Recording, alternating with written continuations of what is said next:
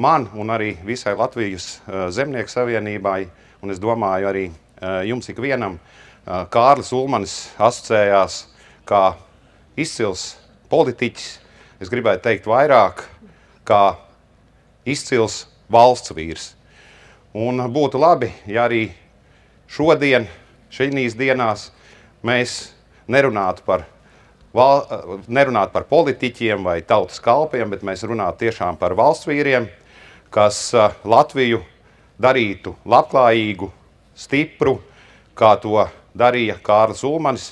Manuprāt, un man Kārlis Ulmanis asociējās kā vislabākais ministru prezidents un viscienījamākais valsts prezidents. Kaut ir pagājuši gadi, bet mēs Kārli Ulmani atceramies kā lielu cilvēku, kā cilvēku, kas tiešām Latviju veda uz labklājīgu valsti, uz stipru valsti. Šodien arī Latvijas vārds tiek nests pasaulē. Mūsu basketbola izlase cīnās pasaules līmenī, nes Latvijas vārdu, un viņiem tas sauklis, pirms viņi dodās laukumā, ir par stipru Latviju.